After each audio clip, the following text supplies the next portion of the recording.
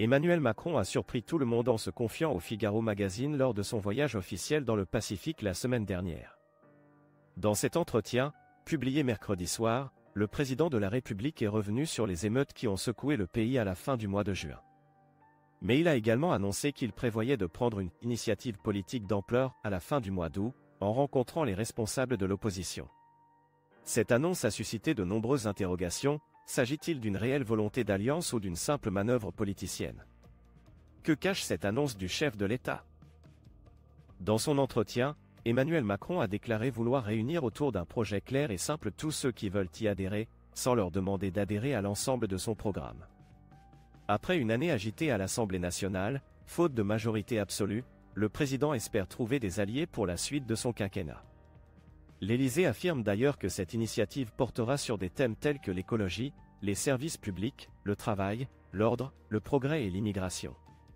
Cependant, le projet de loi sur l'immigration du gouvernement a finalement été reporté à l'automne, faute de consensus trouvé avec les Républicains. Selon Alexandre Herriès, enseignant-chercheur en communication politique à l'Université de Lorraine, la majorité présidentielle est trop fragile pour des textes importants, on l'a vu sur la réforme des retraites. Le président espère obtenir une majorité plus stable, notamment du côté de la droite. Cependant, les récentes déclarations d'Emmanuel Macron sur la question de l'immigration n'ont pas été bien accueillies par les Républicains. Éric Ciotti a ainsi critiqué la « naïveté » du président, affirmant qu'il enterre toute volonté de mettre un terme à l'immigration de masse. Ce n'est peut-être pas la meilleure façon de préparer leur future rencontre à l'Élysée.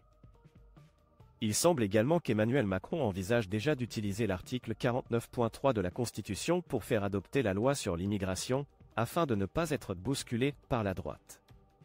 Il se pourrait donc que sa volonté de rencontrer les ténors de l'opposition révèle une tactique plus politicienne.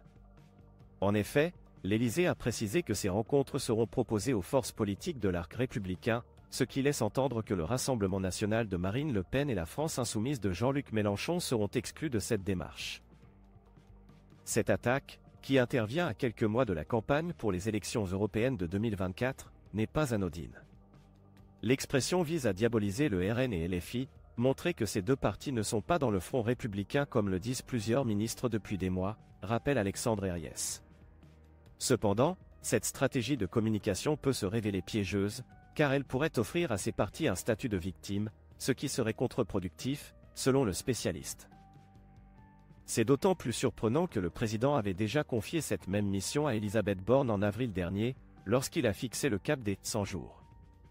C'est une manière de remettre Jupiter sur le mont Olympe, une tentative de reprendre la main. Mais en reprenant ce processus de recherche de majorité, il enlève à sa première ministre une partie symbolique de sa fonction, explique Alexandre Herriès.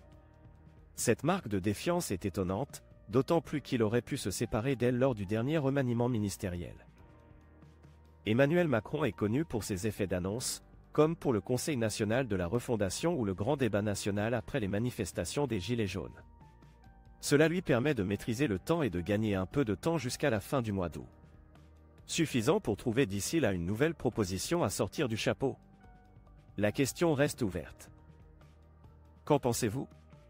Quelle est votre opinion sur cette initiative politique d'Emmanuel Macron? Partagez vos réflexions dans les commentaires et n'oubliez pas de vous abonner à notre chaîne YouTube et de partager cette vidéo sur les réseaux sociaux. Restons neutres et envisageons également les conséquences négatives possibles de cette situation.